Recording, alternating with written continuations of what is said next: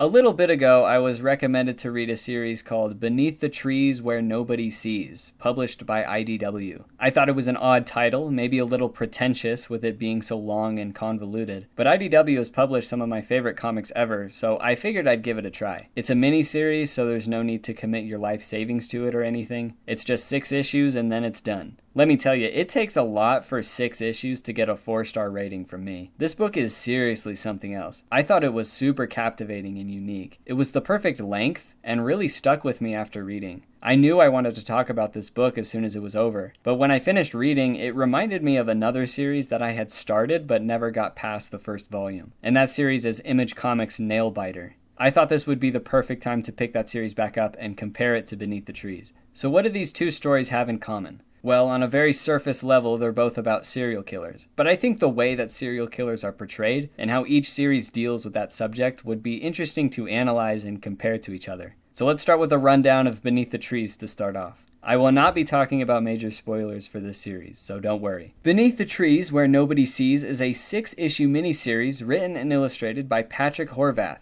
This story follows Samantha Strong, a bear person living in a small town of other cute animal people, but Sam's got a big secret. Every so often she drives down to the city and murders people.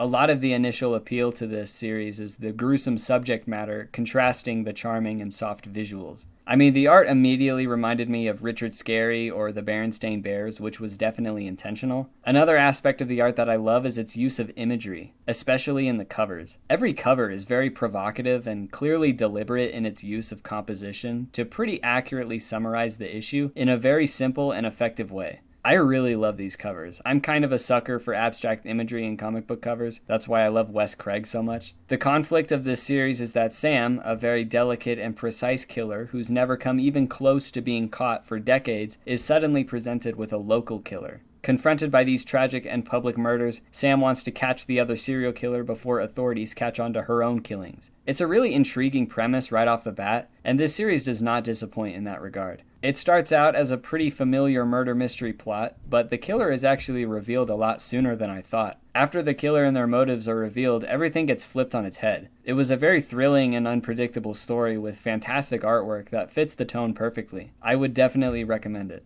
Nailbiter, on the other hand, is a 30-issue series written by Joshua Williamson and illustrated by Mike Henderson. It's about a man named Nicholas Finch, an Army intelligence officer who got a call from his FBI buddy about a town that holds a very peculiar mystery. I know what you're thinking, and no, it's not Otsego, Minnesota. It's actually Buckaroo, Oregon, another small town where 16 of the US's worst serial killers all hail from. Finch's buddy Carol was there trying to find out why this tiny town of all places had such a high alumni of murderers that span across the whole country. When Finch gets there, he quickly finds that his friend is missing, and in order to find him and uncover the secrets of Buckaroo, he must team up with the locals like Sheriff Shannon Crane and maybe even convicted serial killer Edwin Charles Warren, aka the Nailbiter. Ooh. I thought this series was alright. I wasn't a big fan of the art. I would put it above Hotline Miami, but below Southern Bastards. The whole series centers around the mystery as to why Buckaroo, Oregon created so many psycho killers. I knew instantaneously from the first issue that whatever explanation this series is going to give us will be so far-fetched that it's not going to be worth slowly unfolding for 30 issues. And I was right. I'm going to talk about my issues with the ending of this series in a bit, but for now, I'm giving Nailbiter a 3 out of 5 stars. Even though I wasn't jazzed about the climax, the actual middle chunk of this series I found pretty intriguing and suspenseful. Dare I say, it was a bona fide nail-biter. So why did Nailbiter immediately come to mind when I finished Beneath the Trees? After all, there are lots of other stuff to read or watch about serial killers. Well, my biggest issue with Nailbiter on the first impression was just how unserious it felt like it was taking the serial killers. The 16 Buckaroo Butchers, as they call them, all have pretty silly themes. Take the silent movie killer, for example. He apparently kills people who talk during movies. Or the clown car killer, where he stuffs people into a tiny clown car until they get crushed to death, I guess. Or how about the book burner? A guy who burns down libraries with people still in them because he was bullied as a kid for not being able to read and write. It's all very gimmicky. More gimmicky than serial killers are in real life, I feel like. The main difference between how serial killers are portrayed in Beneath the Trees and Nailbiter is that in Beneath the Trees, the killers are like real life, And in Nailbiter, the killers are like slasher villains. Sam and the other killers she's competing with feel way more grounded and realistic despite the cartoonishness of the visuals. Sam's narration starts off fine, but as soon as she goes into the big city and starts listing off her rules, you can feel the air change. From that point, all the narration feels cold and sterile, like she's some kind of avatar experiencing life in the third person, if that makes sense. It just feels so dissociative, exactly how an unfeeling psycho should be. She's friendly to her neighbors and friends, but says that she doesn't even know what love is. And judging by her actions, that checks out pretty well. She barely even reacts to the horrible murder scenes that happen right in front of her. She kills someone who called Sam her oldest friend, and it's pretty chilling the things she says at the end of the book. Her words and deeds are all so unapologetically psychopathic, yet we sympathize with her, kinda. Maybe it's because she has standards, unlike the other one. Maybe it's because on some deep level, and up to a certain point, we relate to her. That might just be me, though. The resolution at the end is that Sam decides to take a break from killing people after all the harm it's caused. Not really because she learned the errors of her ways and began to feel remorse for the pain she's inflicted,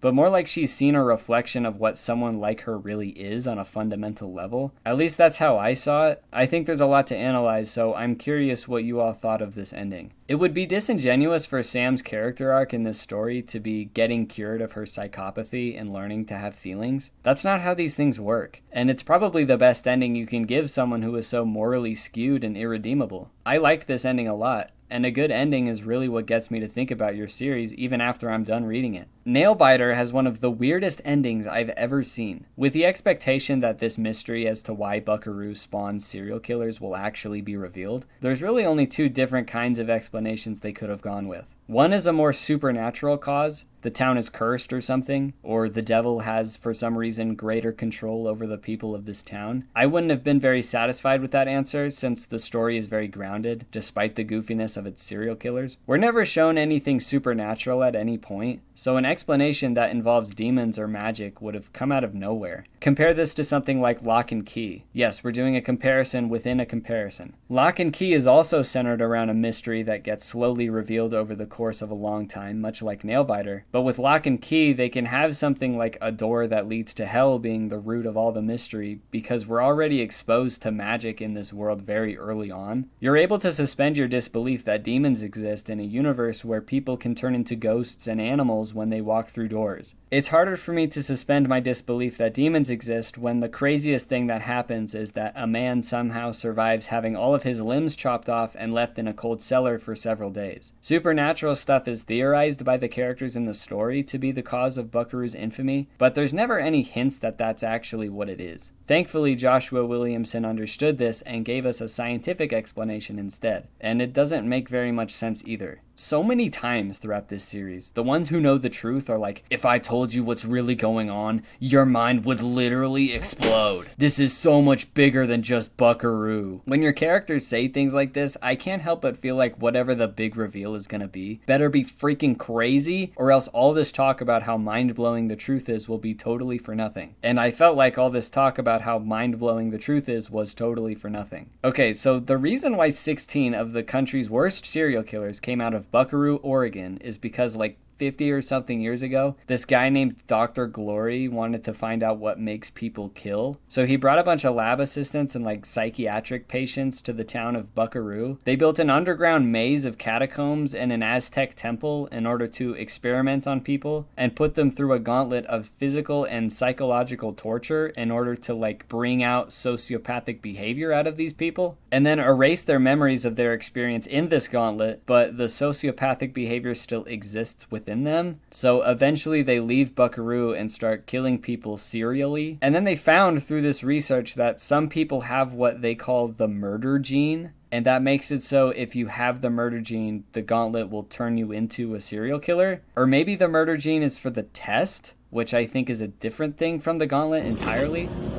The fuck are you talking about? The gauntlet essentially subconsciously brainwashes people into becoming a murderer, And it's all being puppeted by a guy called The Master, who ended up being a Scooby-Doo level twist, which I was really hoping there wouldn't be anything like that, since we don't even know that many characters. There were literally more characters in Beneath the Trees. Nailbiter has so few characters that if you gave out 3 random guesses as to who the main villain of the story is, you're probably gonna get it right. So all the Buckaroo Butchers were actually normal people who, upon being kidnapped and tortured, then having the memories of said torture erased, started having murder fantasies like Gertrude. I probably got a lot of those details wrong, but that's just because it's all really convoluted and told in such a short amount of time. I couldn't be bothered to try and wrap my head around most of it. It didn't make a lot of sense to me, especially the stuff about the gauntlet. We never see what the gauntlet experience is. I imagine it's because whatever could possibly happen in a series of dark catacombs underground could never be enough to transform literally anybody into a serial killer. Like, the Bones 5 goes through similar things every day, and he's perfectly fine for the most part. No! And then the whole murder gene thing, it's just like, dude, I'll take just a classic demon curse over this. How did like maybe a dozen people dig a lake-sized hole just to build an Aztec pyramid and miles of maze-like tunnels that stretch across the entire town? And was any of that really necessary? Necessary? Is it necessary for me to drink my own urine? A lot of the breadcrumbs given early on felt pretty arbitrary, like the Aztec temple under the lake, and the bookburner's body being found in Carol's hotel room, and the name of this whole ordeal being called the Whitechapel Project. For some reason, it took the characters a long time to connect Whitechapel to Jack the Ripper. When I heard Whitechapel, Jack the Ripper was the first thing I thought of. Okay, maybe the second thing I thought of. I don't doubt that Joshua knew the full story before going in. It just took a lot longer than was necessary for it to be revealed, and was definitely more complicated than was necessary too. Okay, I kind of spent more time complaining about Nailbiter than comparing its portrayal of serial killers to Beneath the Trees.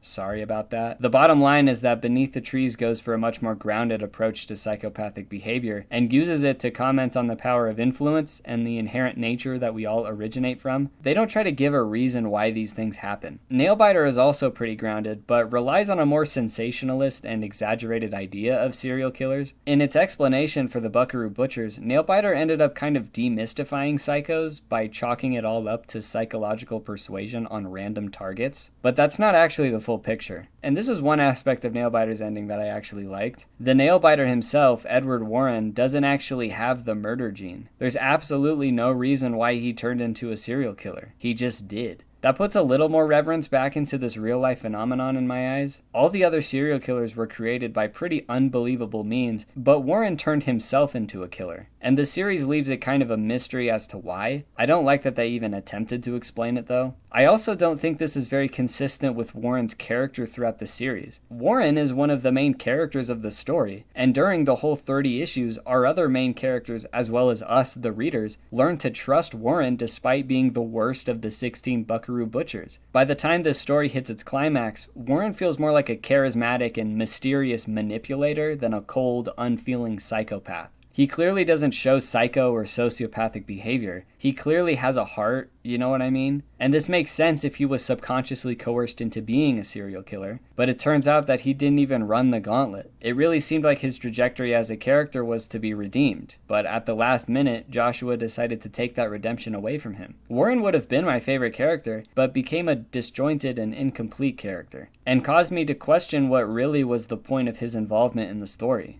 Sam Strong at no point faltered in her character's direction. She was a psycho at the beginning, and she remained a psycho by the end, just having gained a new perspective. And Patrick wrote her intentionally so. To give a conclusion, Sam Strong is a very well-written serial killer, and Edward Warren was almost that, but not quite. Let me know what series you want me to take a look at next, and subscribe. Or die! Psycho killer, qu'est-ce que c'est? How has nobody found Diamond yet? What is everyone doing? What are you doing? I'm trying to kill people.